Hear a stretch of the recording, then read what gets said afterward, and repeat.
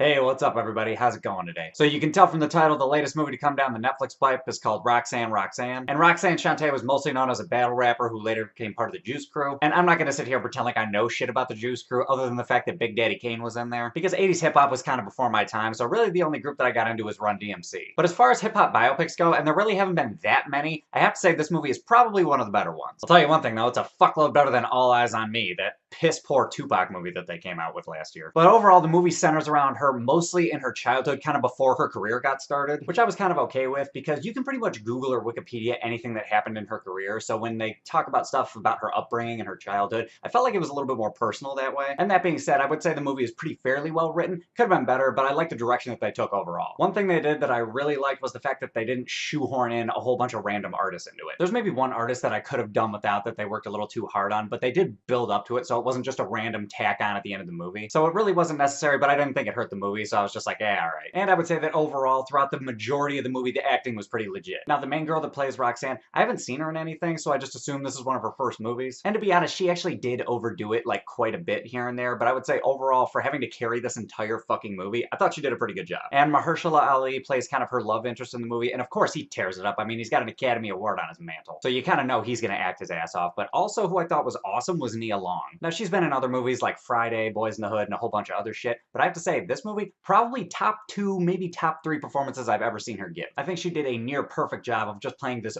beaten mother who's just trying her hardest to raise her kids, and she's gonna raise them right, but she's not gonna be nice about it. Which brings me to my next point about, like, the theme of this movie is about maturity, kind of. They don't hammer you over the head with it, but I felt like it was a theme that was resonated throughout the entire movie. Because if you have a rough childhood, it can cause you to mature a little bit quicker than maybe, say, most people. But at the same token, that doesn't bar you from the possibility of maybe biting off more than you can chew and trying to grow up a little bit too fast. Like, there was a whole lot of stuff about putting the cart before the horse, and I thought that theme fit very well with the rest of the movie. And the last thing I'll say about the movie is that all the rap battle scenes were consistently good. Not awesome, but they were still good. Like, there was never a battle scene where I was just like, oh, that kind of sucks. But it wasn't earth-shattering, though. But I didn't necessarily expect every one of those scenes to be the equivalent of Eminem at the end of 8 Mile. Like, it didn't have to be that earth-shattering. But yeah, honestly, guys, I thought it was a pretty enjoyable watch overall. It was a good runtime. They didn't tell you too much, and there really wasn't a whole lot of fat to be trimmed off of this movie. So overall, I think for a score out of 10, I think I'm gonna give it a 7.7. If you're into biopics, you'll probably really enjoy the movie. If you're into 80s hip-hop, you'll enjoy the movie even more. Or if you're like me and you're just a random movie watcher, you'll probably still think it's a pretty good movie. I'd recommend it to pretty much everybody. But anyway, guys, those are my thoughts. What are your thoughts? Have you seen this movie? Have you heard of it? Hop in the comments. Let me know what's up. Other than that, if you like this review, give me a like, subscribe, to all that other bullshit, and I'll catch you guys later.